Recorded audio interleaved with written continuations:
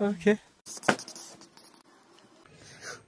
लेकिन एक सेकंड, चलो फिर से।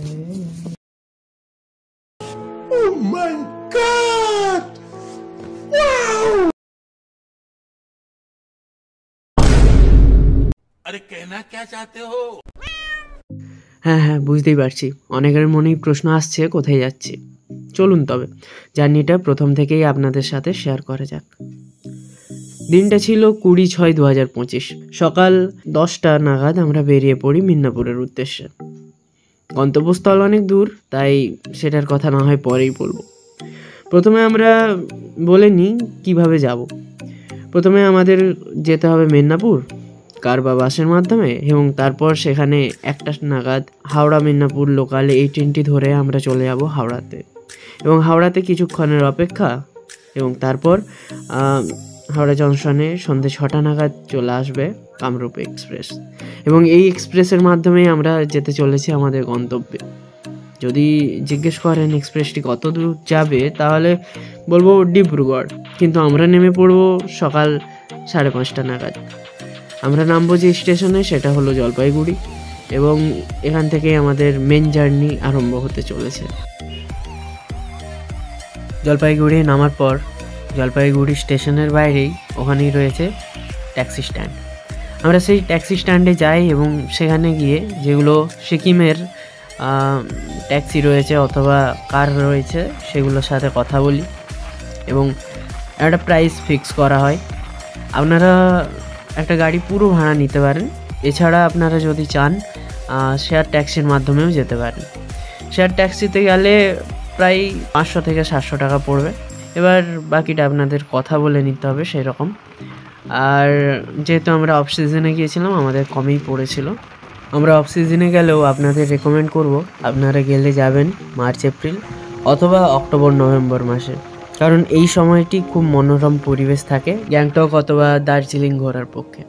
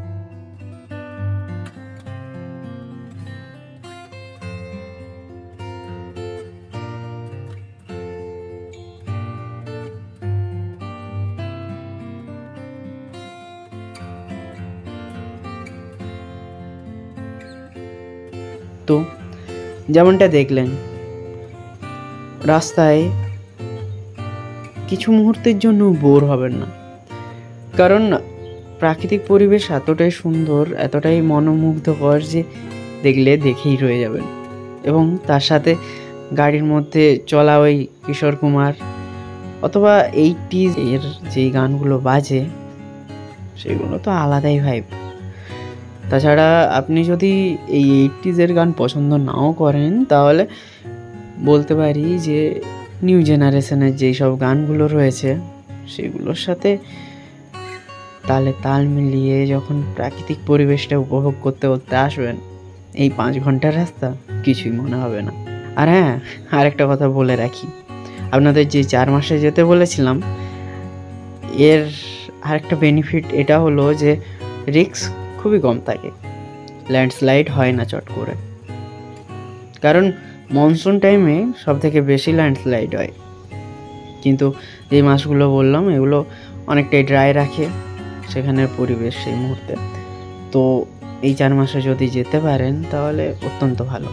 আর এই যে দেখছেন জায়গাটা, এই জায়গাটা থেকে ভেতর দিকে গেলে একটা ভালো ভিউ পয়েন্ট আছে, ফটোও তুলতে পারেন, কিন্তু যাবেন নিজের রিস্কে।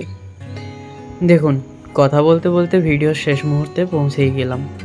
আমাদের হোটেলের নাম ছিল হোটেল কাঞ্চনজঙ্ঘা এবং হোটেলের ভেতরের ইন্টেরিয়ারের কোনো ভিউ বা ভিডিও রেকর্ড করা হয়নি, তার জন্য এক্সট্রিমলি সরি।